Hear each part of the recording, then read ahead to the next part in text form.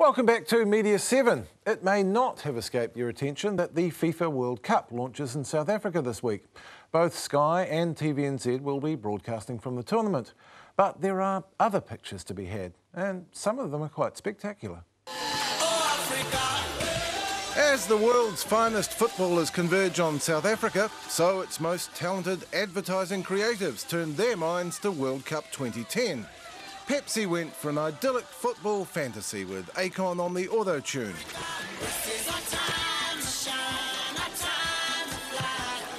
Nike hired Guy Ritchie to bring the violence, vomit and boobies.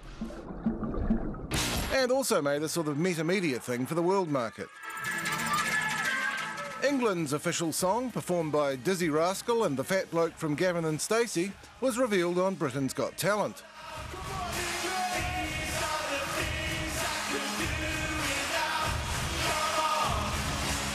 And Adidas went for this spectacular, if only peripherally about football, reinvention of a famous scene. He doesn't like you. I don't like him. This little one's not worth the effort. I don't like you either. Well, I don't like you either, fool. But still, Snoop Dogg with a lightsaber, y'all. Step up. Less pricey, not at all glamorous, and made by film students. Tin Town, a short documentary about the 15,000 people evicted from Cape Town for its World Cup scrub-up and dumped in what some people call the Cape's own District 9. I didn't want to come here at all. South Africa is hardly the first place this has happened, but it's as well to be reminded that while big brands, pop stars and agencies exchange huge sums of money, the people in the way may be losing everything. With me now is Richard Bock, who last weekend looked at both sides of the World Cup in the Sunday Star Times column headed Altered Images, South Africa doing FIFA's dirty work. Welcome, Richard. Thanks, Russell. That was a fairly stern headline. Yeah, I had nothing to do with it myself. Yeah, no, I know that. We never write the headlines, do we? No, but it was fairly accurate. I mean, it is. It's a story of two cities, really, you know, the haves and the have-nots, and both have got their case to play. And it would be fair to acknowledge, would it not, that the huge majority of South Africa's people are very excited about this tournament. This is a huge emotional and spiritual time, you know, in sport. This is one of the biggest events, probably the biggest event we have of the calendar, and it's huge for South Africa, and they will enjoy it. 150,000 jobs created during the build-up to it, growth of 0.05% in a recession. You know, it's done them quite a few favours. There's no doubt about that. And you ended that column with perhaps it's time for a rethink.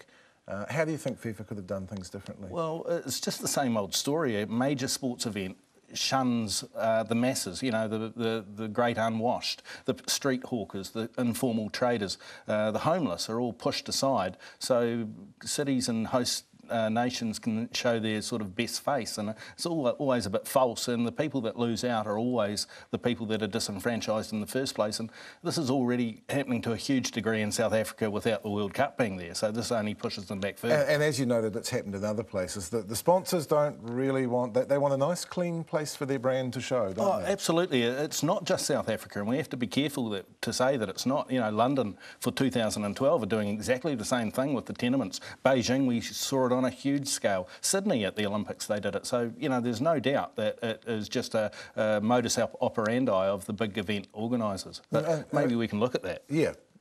How? What would you do? Well, I think organisers of big events have to cut their cloth to suit the host nation a wee bit more closely. With South Africa, it wouldn't have hurt for the street hawkers and the vendors and the informal traders to be out there around the stadiums. That is the natural face of South Africa. It's fantastic. It's colourful. There's a lot of conversation and relationship building goes on around it. And most of those people are the majority. So it allows them to have some benefit, economical benefit from the tournament, rather than pushing them out into the suburbs. Of course, One News' reporter who's over there, Craig Stanaway, got a look at the natural face of South Africa. He appeared to be quite alarmed in the report. You police around here? Yeah. You feel safe? Yeah. Is it safe here at night, though? No, it's safe. That was a shocking report on TV1 News. It was reprehensible. It just reinforced that prejudice that all things black in South Africa are dangerous. And it was sort of, ooh, look at me, I'm a white man in a black township, I'm in danger. I mean, it was just nonsense. It should never have been allowed to go to air. There's times where you get outside your comfort zone, there's no doubt about that, but you can do things, and people are generally very good. I mean, it is just nonsense to suggest that you go into a black township with a whole lot of TV cameras, and because people crowd around, it's unstable all of a sudden. I mean, that is South Africa. And there's smoke all around us. And Brian Turner's on the phone right now. We've just heard him. He's gone inside because our camera's on. It's too difficult to train here. The smoke that upset the All Whites training was caused from them cooking dinner. What do they want to do? Stop that? What happened next actually suggested to me that there's going to be quite a blanket of media management over the reporters working there. Craig reported his camera lost. FIFA launched an investigation.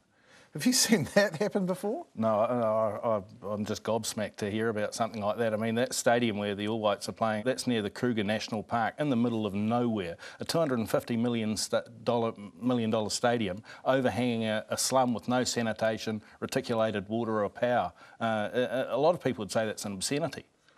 Have you ever done reporting of that nature when you've been somewhere as a sports journalist? I suppose the classic one is Trek Out of Trouble, the South African. Did you feel moved sometimes to report what's around you? Oh, I think you're obligated to do that, but you have to do it in a truthful and honest way and not just sort of rush out somewhere where you know that you're going to cause a commotion. And you could do that in India, as you say, in the subcontinent. Every time you walked out of the team hotel, I could pull my curtains and they thought I was a New Zealand cricketer and would be sort of hailing you like a rock star in the morning. It was sort of like the life of Brian. You could turn that to your advantage. Yeah. Well, you'd like to, yeah. But it's easy to do that. So you have to be responsible in your profession and make sure that you're showing a genuine slice of South African community. And what we saw on TV1 wasn't anything like that.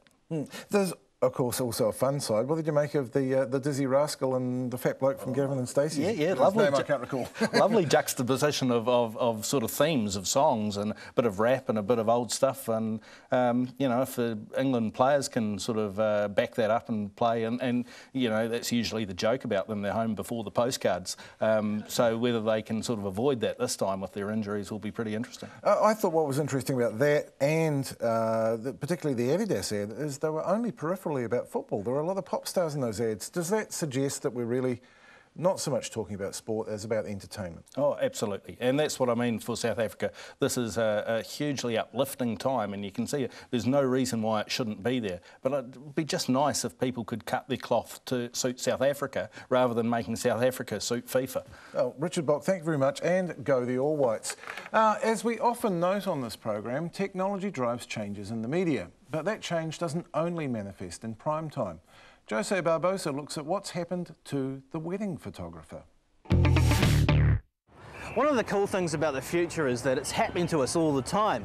And in fact, the future of TV, of filmed entertainment, is happening right here in this unassuming netball centre.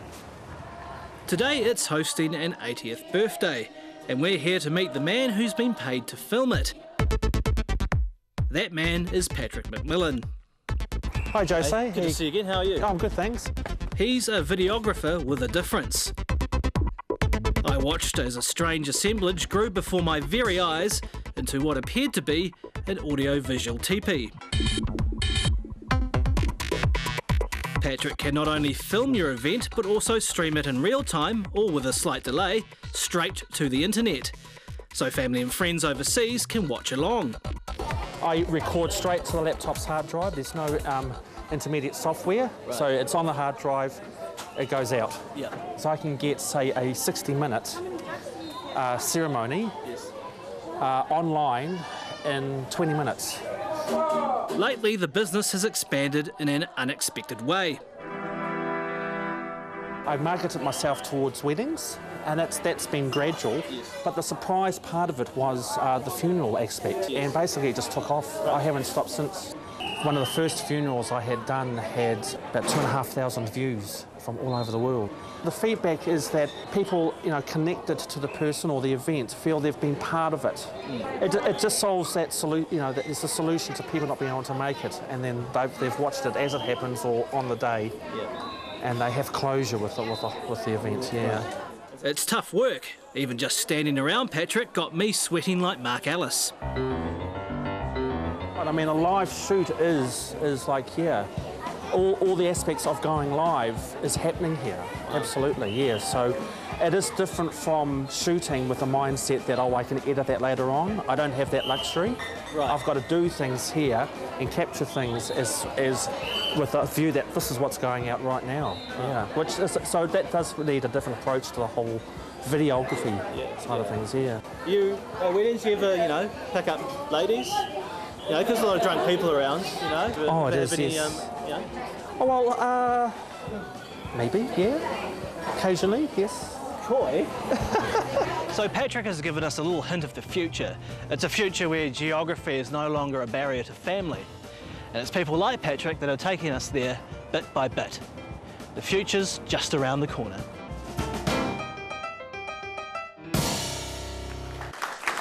And I should note that Patrick has been one of our most faithful audience members over the past couple of years, but I don't think he was angling for a story. And that's our show for this week. You'll find links to some of those World Cup ads and to Tin Town on the Media7 blog. Thanks to John Stevenson, Richard Bock and to you for joining us. We'll be back with Media7 at the same time next week. Until then, goodbye.